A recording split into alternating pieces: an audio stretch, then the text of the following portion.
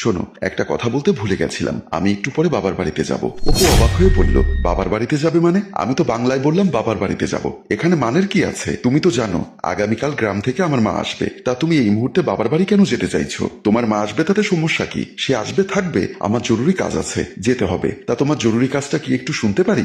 অপু, তুমি কি আমাকে জেরা করছো? আমি তোমার স্বামী, আমি তোমার কাছে জানতে চাইছি।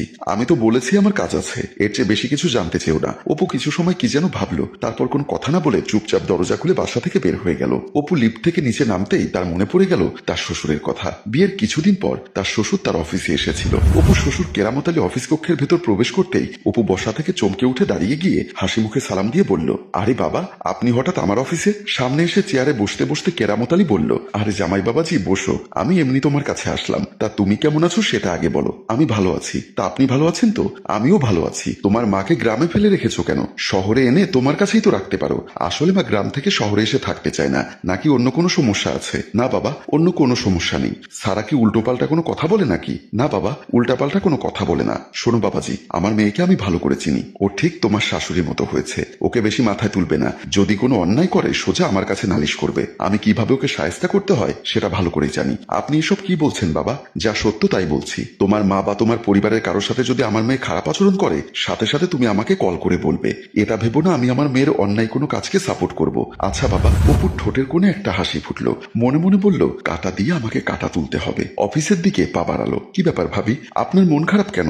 না ভাবি, তেমন কিছু না। শুনলাম আপনি নাকি বিকালে বাবার বাড়িতে যাবেন। হ্যাঁ, বাবার বাড়িতে যাব। কেন ভাবি, ভাইয়ের সাথে কি ঝগড়া হয়েছে? না, ঝগড়া হয়নি। বুঝি ভাবি, আমি সবই বুঝি, যার কারণেই তো শ্বশুর শাশুড়ি থেকে আলাদা থাকি। ভাবি, আপনি বলেন, গত মাসে গ্রাম থেকে এসে 1 মাস থেকে গেছে, এখন কেন আবার আসতে হবে? সকালবেলা একটু ঘুমোতে পারি না, ডাকাডাকি শুরু করে। তাকে পানি গরম করে দিতে হয়, ঠিক মতো নাস্তা খেতে দিতে হয়, তার কাপড় চোপড় সবকিছু ধুয়ে দিতে হয়। তার কারণে আমার আগের কাজের মেয়েটা পর্যন্ত চলে গেছে। আপনিও পারেন ভাবি, আমি হলে তো এই সংসারের কপালে লাথি মেরে চলে যেতাম। এত নির্যাতন সহ্য করা তো অসম্ভব। সেজন্যই সে আসার আগেই আমি বাড়ি থেকে চলে যাচ্ছি। সে যেদিন গ্রামে যাবে সেদিন আবার ফিরে আসবো। বুদ্ধিমতির মতো কাজ করেছেন। এমন সময় কলিং বেল বেজে উঠল। সারা বলল, এখন আবার কি আসলো? আপনি বসুন ভাবি, আমি দেখি কি আসলো। বলেই সারা ড্রয়িং রুম থেকে বের হয়ে মেইন দরজার দিকে পা বাড়ালো। সারা মেইন দরজা খুলতেই চমকে উঠল। হাতে আর মাথায় ব্যান্ডেজ করা অবস্থায় অপু তার শ্বশুর কেরামত আলীকে নিয়ে বাসার ভেতরে প্রবেশ করলো। সারা কান্না করতে করতে তার বাবাকে জড়িয়ে ধরে জানতে চাইলো তার বাবার এমন অবস্থা কি করে হলো। অপু বলল, গাড়ি অ্যাক্সিডেন্ট করেছে, আপাতত ডাক্তার বলেছে বিপদ কেটে গেছে, কিন্তু তাকে পর্যাপ্ত পরিমাণে রেস্ট নিতে হবে। সারা তখনও কান্না কান্না করছে। অপু বলল, কান্নাকাটি না করে বাবাকে নিয়ে রুমে চলো, তার এই মুহূর্তে রেস্ট নেওয়ার প্রয়োজন। সারা ও অপু কেরামত আলীকে নিয়ে বাসার ভেতরে প্রবেশ করলো। আস্তে আস্তে বিছানার উপর শুইয়ে দিল। সারা এখনো কান্না করছে। কেরামত আলী আস্তে আস্তে বলল, কান্না করিস না মা, ভাগ্য ভালো তাই বেঁচে ফিরেছি। তোমার এখন কেমন লাগছে বাবা? তুমি কি খাবে আমাকে বলো, আমি এখন একটু ঘুমোবো, আমাকে একটু একা থাকতে দে। অপু বলল, চলো রুমে চলো, বাবা ঘুমোতে চাচ্ছে, তাকে একটু ঘুমোতে দাও। অপু আর সারা রুম থেকে বের হয়ে গেল। রুম থেকে বের হতেই সারা অপুর কাছে জানতে চাইলো, বাবা কোথায় অ্যাক্সিডেন্ট করেছে? তুমি তাকে কোথায় পেয়েছো? আমাকে তো মেডিকেল থেকে ফোন করেছিল, তোমার বাবা নাকি আমার নাম্বার মেডিকেলের ডাক্তারের কাছে দিয়েছিল। তুমি খুব ভালো করেছো, আমার বাবাকে নিয়ে বাসায় এসেছো। এখন দোয়া করো তাড়াতাড়ি আমার বাবা যেন সুস্থ হয়ে যায়। আমি অফিসে যাচ্ছি। আচ্ছা, তুমি অফিসে যাওয়ার আগে কিছু ফল স্যুপ ও কিছু তাজা মাছ কিনে দিয়ে যাও। কেন, ফ্রিজে কিছু নেই? আছে, কিন্তু ওগুলো তরতাজা না। অপু মনে মনে বলল, বাবার অসুস্থতা দেখে তরতাজা ফলমূল মাছ খাওয়াতে চাচ্ছ, কিন্তু আমার মা বাসায় আসলে ফ্রিজের বাসি পচা খাবার ছাড়া তার কপালে জুটত না। কি হলো, তুমি দাঁড়িয়ে দাঁড়িয়ে কি ভাবছো? তাড়াতাড়ি বাজার থেকে ফলমূল তাজা কিছু মাছ এনে দাও না। আচ্ছা ঠিক আছে, যাচ্ছি বলেই মেইন দরজার দিকে পা বাড়ালো। মেইন দরজার সামনে আসতেই দরজা খুলে বাসার ভেতর প্রবেশ করলো অপুর মা মিনারা বেগম। অপু খুশি মনে তার মাকে জড়িয়ে ধরলো। সারা রুমের সামনে থেকে এই দৃশ্য দেখে তার পায়ের রক্ত মাথায় উঠে গেল। মনে মনে বলল, এই আপদ বাসায় ঢোকার আগে আমার ভাগ্য খারাপ, আমি বাসা থেকে বের হতে পারলাম না। অপু তার মায়ের কাছে জানতে চাইলো, আসতে কোনো কষ্ট হয়নি তো মা? আরে না, কোনো কষ্ট হয়নি, মজিদ গাড়ি নিয়ে বাসার সামনে পর্যন্ত নামিয়ে দিয়ে গেছে। অপু সারাকে ডাক দিয়ে বলল, মা এসেছে, তাকে রুমের ভেতর নিয়ে যাও, আমি বাজার থেকে বাজার করে নিয়ে আসি। সারা দাঁতে দাঁত চেপে দাঁড়িয়ে রইল, কিন্তু কিচ্ছু বলতে পারছে না, সহ্য করতে পারছে না। বাধ্য হয়ে মেইন দরজার সামনে আসলো। শাশুড়িকে কোনো রকম সামাল দিয়ে তার ব্যাগটা নিয়ে বাসার ভেতরের দিকে চলে গেল। অপু মনে মনে বলল, মুহূর্তের মধ্যেই ফকফকে রোদেলা আকাশটা কালো মেঘে ঢেকে গেল। বুঝি না এমনটা কেন হয়। ভাবতে ভাবতে মেইন দরজাটা খুলে বাসার থেকে বের হয়ে গেল।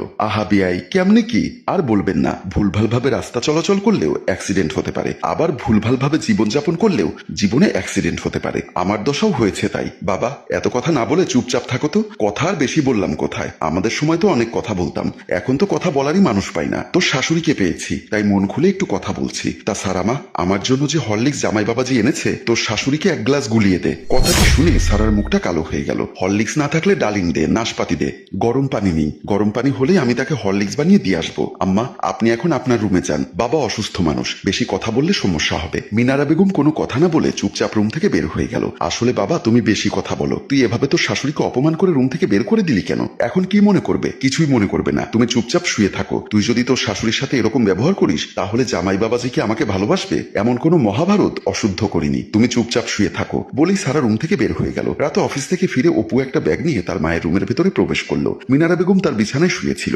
অপু বিছানার পাশে এসে বসলো। মিনারা বেগম আস্তে আস্তে উঠে বসলো। অপু হাতের ব্যাগটা বিছানার উপর রেখে বলল, মা, এই ব্যাগে আপেল, কমলা, মালটা আর আনার আছে। তোমার যখন খেতে ইচ্ছা করবে এই ব্যাগ থেকে বের করে খাবে। এত ফল তোকে কে নিয়ে আসতে বলেছে? এগুলো বৌমার কাছে দে, আমার যখন খেতে ইচ্ছা করবে তখন বৌমার কাছ থেকে চেয়ে খাবো। সত্যি করে বলো তো, কখনো কিছু চেয়ে খেতে পেরেছো? ছোট মানুষ, এখনো ওই বুদ্ধি জ্ঞান হয়নি, আস্তে আস্তে সব ঠিক হয়ে যাবে। ঠিক হলে তো ভালো, আমার মনে হয় না এ জন্মে তা সম্ভব। বলেই বিছানা থেকে উঠে রুম থেকে বের হয়ে গেল। মায়ের রুম থেকে বের হতেই সারা এসে সামনে দাঁড়িয়ে বলল, তুমি বাহির থেকে আসার সময় হাতে করে একটা ব্যাগ নিয়ে এসেছো, ব্যাগের মধ্যে কি ছিল? আর ব্যাগটা কই? কেন?